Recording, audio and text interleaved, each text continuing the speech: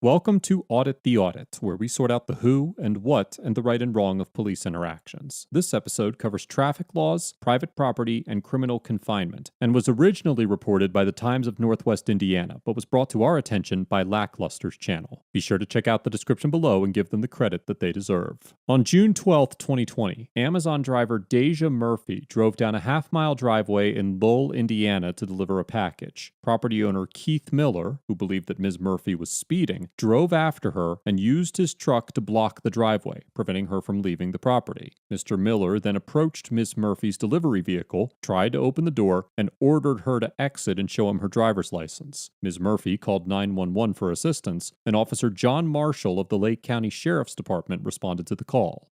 Good luck, buddy. No. Bottom line is, I need your ID. Sure. You're going to pull your truck in your driveway. Yep. I'm going to get her information. I'm going to do a report, and we're going to go about our day. I'm going to get my wallet from my office. Huh? No, you're not. You're going to just give me your name and information. Oh, sure. I'm not going to. You want me to write it down for you? Yeah, I don't need. I'm not spending all day with this. This is ridiculous. I asked, and we have since put cameras up. I just said, What's your last name? Down. Miller, M-I-L-L-E-R. Get in your truck. Get in your driveway. Okay. Thank you. Contact Amazon. Thank you. Please pull forward. Can I do anything to Please pull forward. I can't ask a question. We're done. I can't. You're blocking her. On my property. On my property, It's though. called criminal confinement. Okay. I'm just asking, can I fill out a police report? That's what I'm doing right now. Thank you. That was my Pull only forward. question. Now. Thank you. Appreciate it. If you have a problem, call Amazon. Nope. Pull forward. I honestly have Pull been trying. forward. I There's am plenty right of now. places to call Amazon. And if they're speeding on the regular road, then we can do something. Private property, we can't do nothing about it.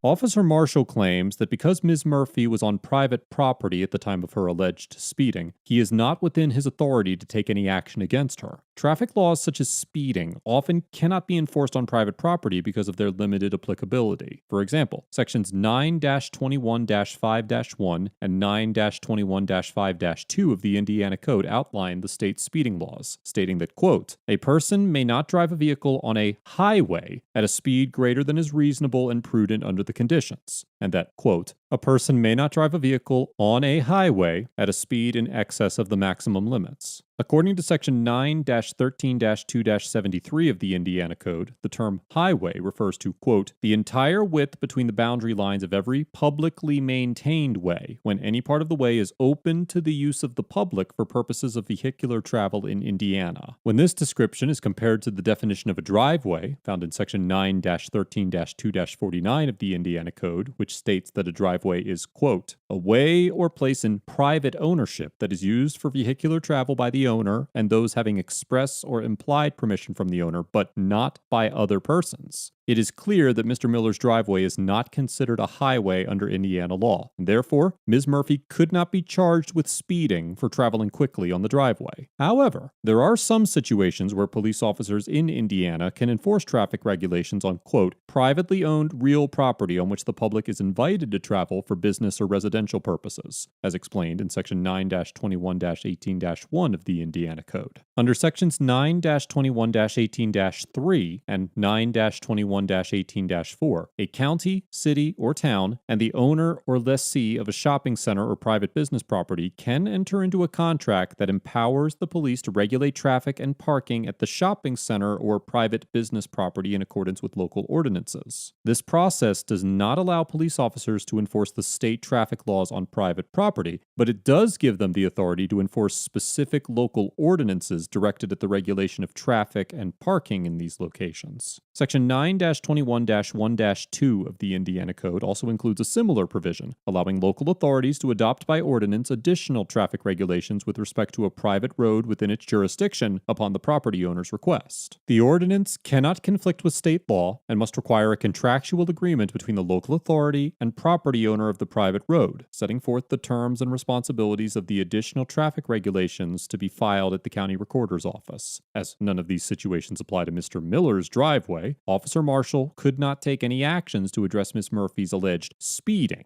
because there is no applicable law regulating the speed of vehicles using Mr. Miller's driveway. Put speed bumps up. Call Amazon. Thank you. Sorry. Pull forward.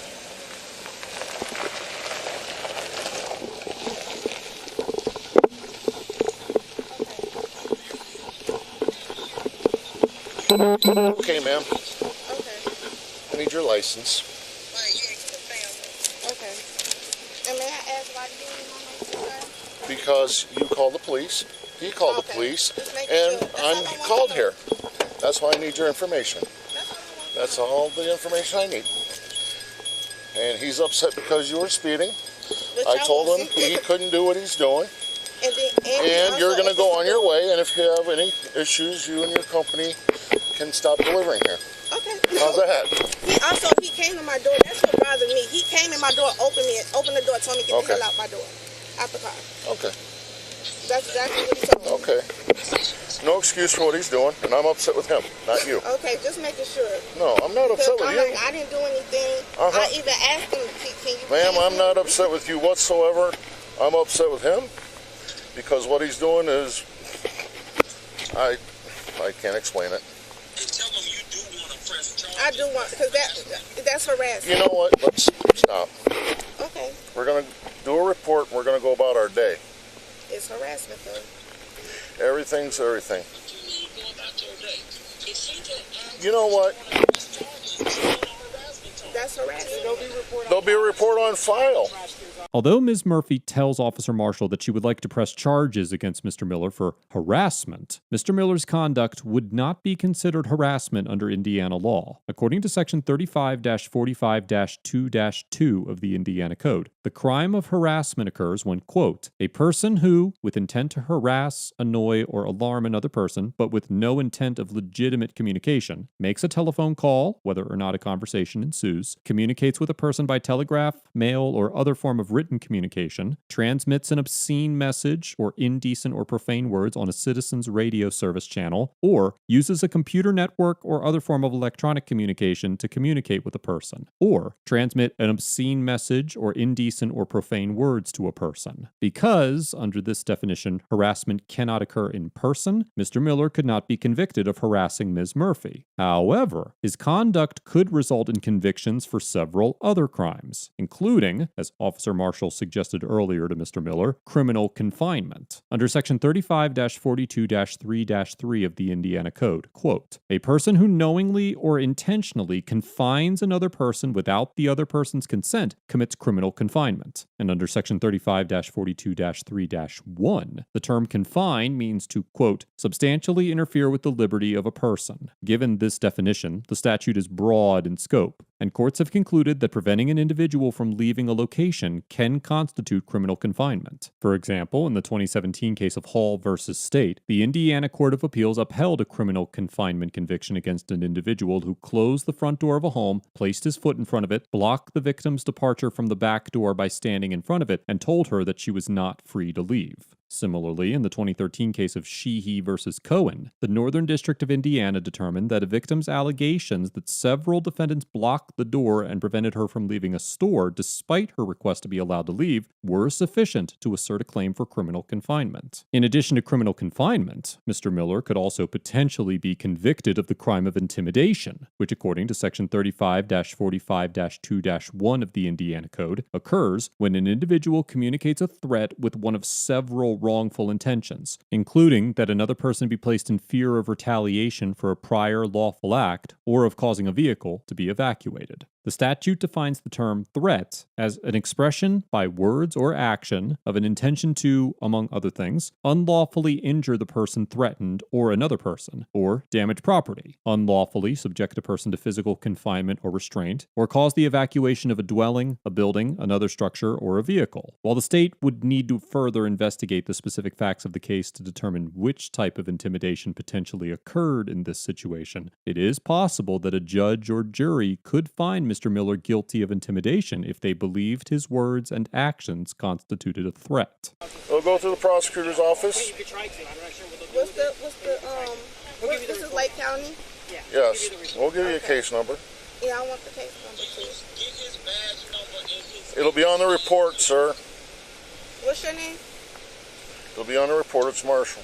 Marshall? Okay. And tell your friend on the phone, That's I'm not my upset friend. with you. That's my brother. Oh, That's my brother. you know what? You know where everything's going on? That's the only reason why Everyone's fine. We're here. I don't need your brother telling me my job and what we need to do. I think you need to get a hold of your supervisor and tell him Oh, what... no, I already talked. Okay. She was on the phone when all of this Get a hold of your happened. supervisor. What's the phone number you can reach that? 219-779.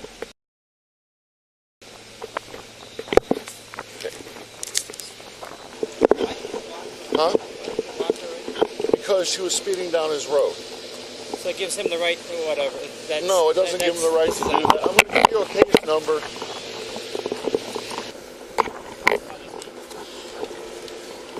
He's an idiot. Blocking her in, acting silly because she's speeding. Call Amazon. Let me get his plate number off his truck. I still got to give somebody my camera.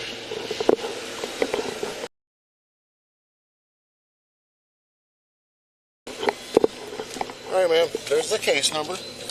Go ahead and the report will be on file. And go around our squad cars and go on out. Okay? Have a good day.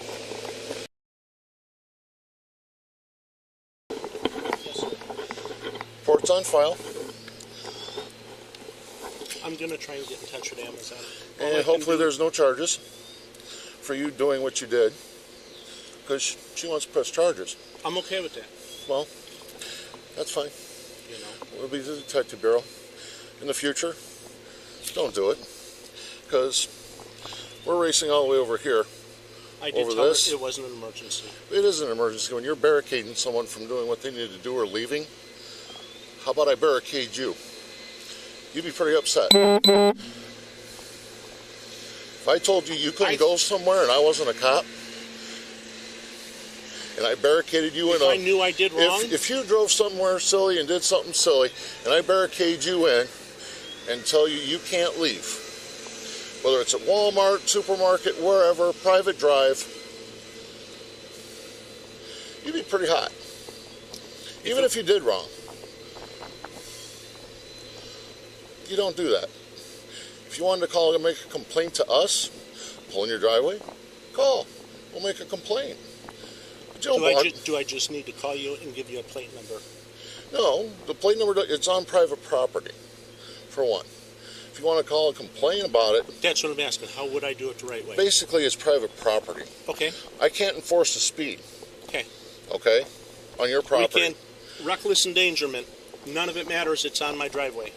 Bodily. Officer Marshall explains again that he cannot enforce speeding laws on private property, and Mr. Miller asks whether the police could respond if Ms. Murphy was committing reckless endangerment. Under Section 35-42-2-2 of the Indiana Code, quote, "A person who recklessly, knowingly, or intentionally performs an act that creates a substantial risk of bodily injury to another person commits criminal recklessness." Based on this definition, it is highly unlikely that simply driving fast on a driveway would be considered criminal recklessness. However, in the event that someone committed criminal recklessness or another criminal offense on private property, the police generally would be within their authority to enforce the law and arrest the offender because, unlike traffic regulations, criminal offenses are illegal regardless of whether they occur on private or public property, unless a specific location is an element of the crime. For example, Section 35-43-2-1.5 of the Indiana Code defines the offense of residential entry, which occurs when an individual, quote, "knowingly or intentionally breaks and enters the dwelling of another person." Therefore, residential entry cannot be committed on public property because, by definition, it must occur in someone's home, whereas other offenses are considered to be criminal no matter where they take place. States are empowered to issue criminal regulations that apply anywhere within their borders under what is known as their general police power. In the 1954 case of Berman versus Parker, the Supreme Court explained the police power as including, quote, "all the legislative powers which a state may exercise over its affairs." such as the ability to pass laws to protect the interests of public safety, public health, morality, peace and quiet, and law and order. This police power allows states to regulate how private property is used, as the Supreme Court explained in the 1980 case of Pruneyard Shopping Center versus Robbins, where it stated that, quote, "It is well established that a state in the exercise of its police power may adopt reasonable restrictions on private property." And in the 1926 case of Euclid versus Ambler Co., which reasoned that, quote, "In every ordered society, the state must act as umpire to the extent of preventing one man from so using his property or rights as to prevent others from making a correspondingly full and free use of their property and rights." Accordingly, the so-called police power is an inherent right on the part of the public umpire to prevent misuses of property or rights which impair the health, safety, or morals of others, or affect prejudicially the general public welfare. Therefore, although Indiana speeding laws do not apply to private driveways, if Ms. Murphy had violated any of the state's criminal laws, the police could enforce them, even on private property.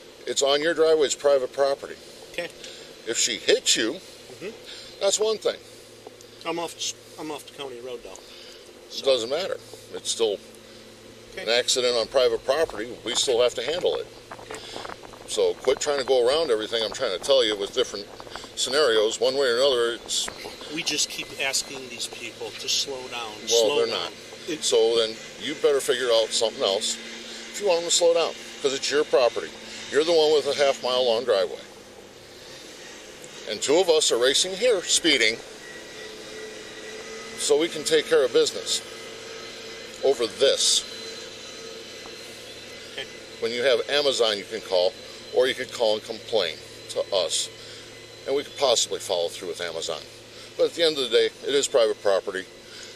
There is plenty of numbers for Amazon, clearly. Yeah. Once he finished speaking with both Ms. Murphy and Mr. Miller, Officer Marshall left without making any arrests or issuing any citations. After the incident, Ms. Murphy retained an attorney and submitted a letter demanding that the Lake County prosecutors charge Mr. Miller criminally. On August 4th, 2020, Mr. Miller was charged in the Lake County Superior Court with criminal confinement where a vehicle is used, basic criminal confinement, and intimidation. As of the date of this episode, the charges are still pending, and the case is scheduled for a jury trial on January 24th, 2022. Ms. Murphy and her attorney have also claimed that Officer Marshall should have arrested Mr. Miller immediately. However, according to Lake County Sheriff's Department Attorney John Kopak, an internal investigation was conducted and it was determined that Officer Marshall did not engage in misconduct. It is unclear whether Ms. Murphy intends to pursue further legal action against Officer Marshall, the department, or Mr. Miller. Overall, Officer Marshall gets a C, because although he remained within the bounds of his authority throughout the interaction, he blatantly downplayed the gravity of Ms. Murphy's claims, refused to arrest Mr. Miller despite having clear evidence of his commission of a crime, and maintained a relatively hostile and confrontational attitude with everyone involved in the encounter. Within minutes of Officer Marshall arriving on the scene, he concluded that there was enough evidence to arrest Mr. Miller for the charge of criminal confinement, but instead of carrying out his lawful duty, he elected to give Mr. Miller a stern talking to, rather than placing him under arrest. While officers are granted a considerable degree of discretion in regards to making an arrest, his refusal to arrest Mr. Miller after Ms. Murphy made it abundantly clear that she would like to press charges was nothing short of unprofessional. It is unclear why Officer Marshall did not arrest Mr. Miller on the scene, and it is difficult to discern his reasoning when his logic stemmed from anecdotal euphemisms like "everything is everything" and "I can't explain it." Now, ultimately, Mr. Miller was arrested, but Officer Marshall's refusal to carry out his duty on the scene led to Ms. Murphy being forced to hire an attorney to ensure that justice was served. Citizens should never be forced to hire a legal representative because a member of law enforcement neglects to take lawful action, especially when the evidence of the alleged crime was personally witnessed by the responding officer. Mr. Miller gets an F for failing to contact the proper authorities before taking action against Ms. Murphy, detaining Ms. Murphy without the lawful authority to do so, and for wasting the city's time and resources to resolve an issue that was largely civil in nature. Mr. Miller mentioned multiple times times that he has had ongoing issues with drivers speeding down his private roadway, which means that he has had multiple opportunities to address the issue without resorting to illegally detaining the alleged speeders. As Officer Marshall suggested, Mr. Miller could have placed speed bumps along his driveway, contacted the company in question to make proper delivery arrangements, or simply asked Miss Murphy to slow down when she made deliveries to his home. But instead, he chose to take the law into his own hands and likely committed multiple crimes in the process. As a private property owner, it was Mr. Miller's duty to make all the necessary arrangements to ensure that whoever was entering his property did so in the manner that he deemed appropriate, and he could have worked directly with the Lake County Sheriff's Department to establish an enforceable speed limit on his road if he felt that speeding was such an issue on his property. This encounter could have been avoided entirely if Mr. Miller had carried out his due diligence as a property owner, and this interaction highlights the notion that owning property does not grant citizens the unfettered right to police that property with reckless abandon. Ms. Murphy gets an A+